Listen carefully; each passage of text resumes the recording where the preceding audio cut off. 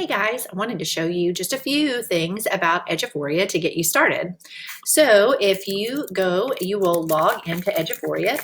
For the first time, it will be your email address and Rockets will be your password, as is in the other video as well.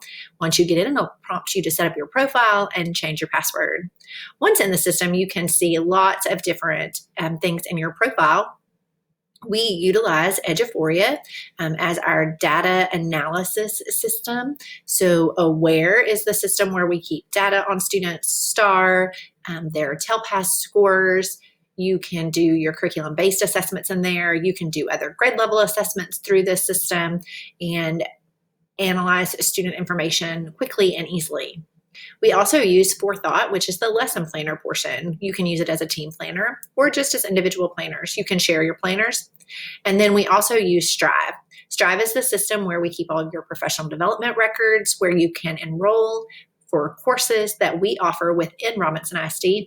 And also it's where your T-test information will be housed. So I'm going to log in as a new teacher. And I'm going to walk you through the steps to set up your planner, because the first thing that you're going to have to do is set up your planner. So if I click on Forethought, and I am going to see over here where it says to create a schedule. And so I'm going to need to be over here in this corner, and I'm going to hit next because I am going to create my planner. I'm going to title it. You're pretty much the only one that will see it.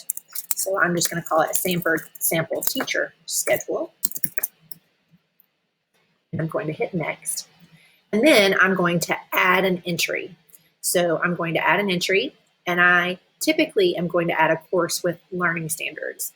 If you have multiple courses that you teach and you want them to mirror each other. So for example, if I teach Algebra 1 and I teach an Algebra 1 honors course, and I want those two courses to be the same and then just go in and adjust what I'm doing in my honors course differently than my on-level course, it will copy those plans for me every single day and mirror it, and then I can just go and edit it.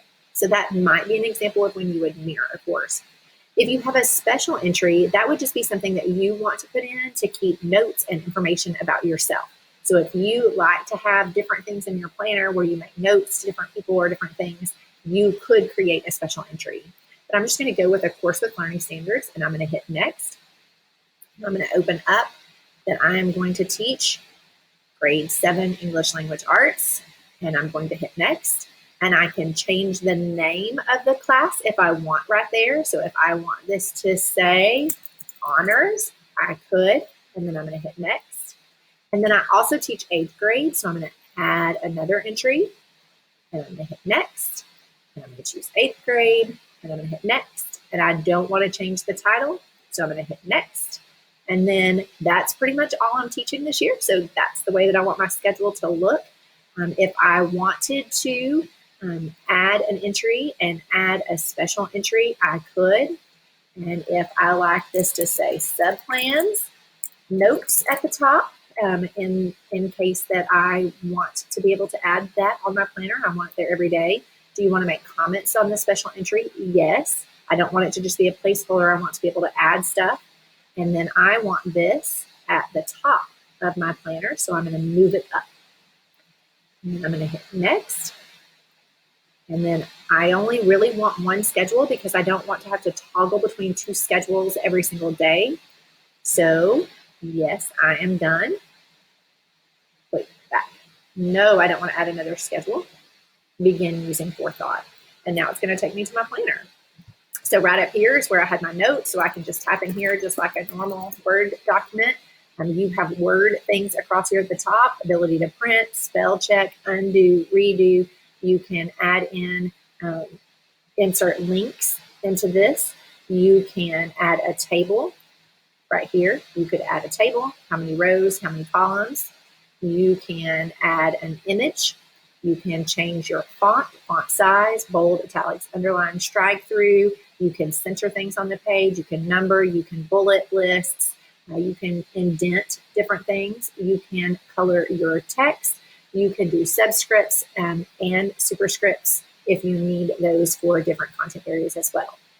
So once I'm in my planner, I can type in just normally. This is our general template that we have in Robinson ISD for lesson planning. So all you would have to do is type in this area,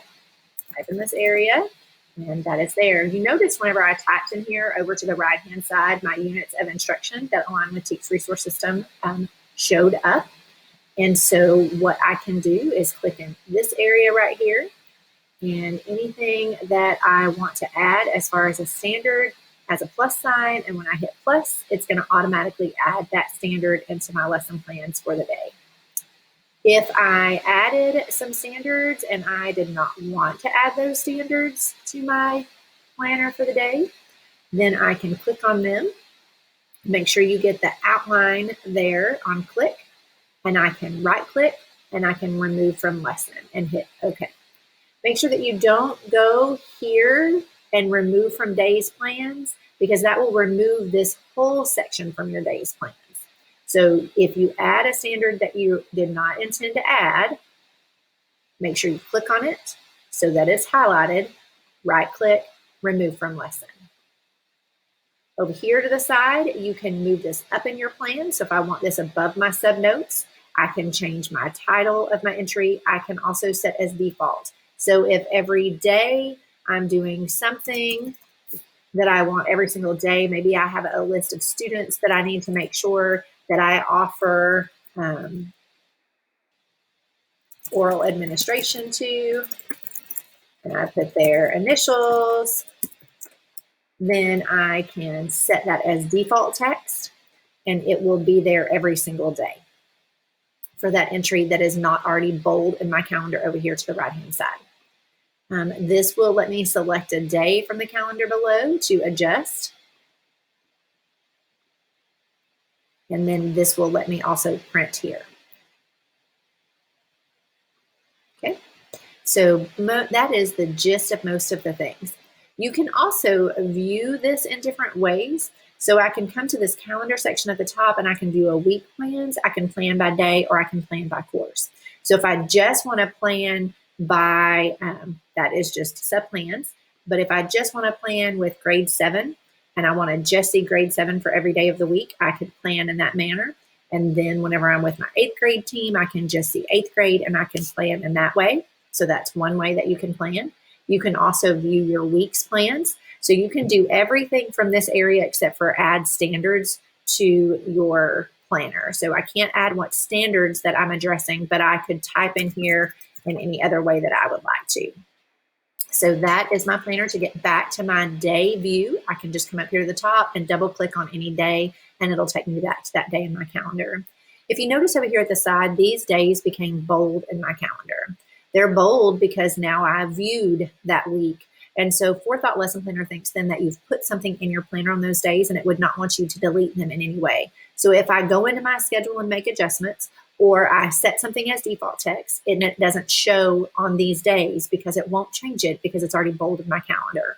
So just be careful about when you're doing things like that. You can copy a day or a week at a time. It does allow you to copy a year, and we never encourage you to copy a whole year because then that will bold every single day in your calendar and it will make it difficult to make any changes to your planner. You will have to do it every single day. That is just a high-level overview of Forethought Lesson Planner. Once you do have your planner set up, you can share your planner with others. And so down here at the bottom where you have planner options, you can edit your schedule and you can create a new team. You can change your settings and share your planner. And then that is where you could go in and edit your schedule. So if I forgot to add ELAR grade 8 and I only put grade 7 in there, and now I need to edit my schedule, I can go into my schedule and I can edit it and add that as well. Same thing is if you are a returning teacher next year and you're teaching something different. I'm no longer teaching ELAR 7th grade honors and I want to take that off of there. I'm only teaching 8th grade. Then I can change my schedule and I can remove that from my planner. And going forward in my planner for every day that's not bold in the calendar, it will then reflect that change. So I'm going to switch applications here, and I'm just going to briefly show you Strive. When you log into Strive, you need your person to choose what your evaluation process is before you'll be able to do anything in this section here. So if you do not see anything in this section, then your appraiser has not chosen to be your appraiser for this year, and they have not chosen the method that you'll be appraised in. So once you do have in here, there are different sections within T-Test that we will walk through with you that you will need to complete. And then the last application is Aware. And again, as a new staff member, you're probably not going to have much over here, but you can search by students. And then you also would have an Aware tab up here at the top for analysis of assessments that you can start to see on your students.